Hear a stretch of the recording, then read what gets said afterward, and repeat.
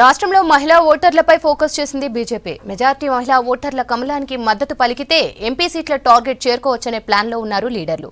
ఇందులో భాగంగానే మహిళా ఓటర్లను తమ వైపు తిప్పుకునేలా ప్రచారానికి రెడీ అవుతున్నారు.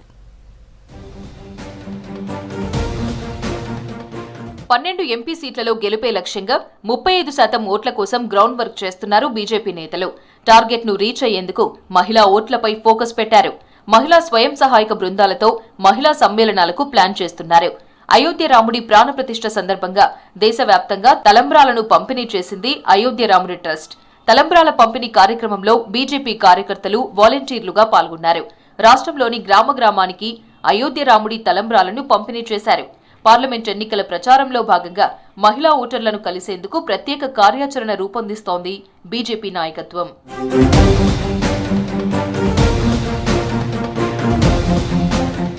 ఎలక్షన్ ప్రచారంలో మైనారిటీ మహిళలను కలవాలని నిర్ణయించారు బీజేపీ నేతలు. ట్రిపుల్ తలాక్ను మోదీ సర్కార్ రద్దు చేసిన విషయాన్ని ప్రతి ముస్లిం మహిళకు చెప్పాలని భావిస్తున్నారు. మైనారిటీలు ఎక్కువగా ఉన్న నియోజకవర్గాల్లో ఈ అంశాన్ని ప్రచారం చేయాలన్న ఆలోచన చేస్తున్నారు. ప్రతి పోలింగ్ బూత్ లో అన్ని వర్గాల మహిళా ఓటర్ల లిస్టుపై స్టడీ చేస్తోంది బీజేపీ. ఎన్నికలలోపు ప్రతి ఓటర్ను 3 సార్లు కలిసే విధంగా కార్యాచరణకు ప్లాన్ చేసింది. ప్రతి బూత్ లో 370 ఓట్లు సాధించాలని భావిస్తోంది.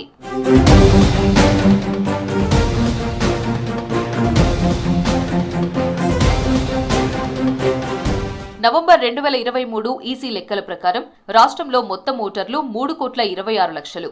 ఇందులో పురుషులు 1,62,98,000 మంది, మహిళా ఓటర్లు 1,63,00,000 మంది. మహిళా ఓటర్లలో మెజారిటీ సీట్లు సాధించే లక్ష్యంగా ప్రచారానికి రెడీ అవుతోంది బీజేపీ.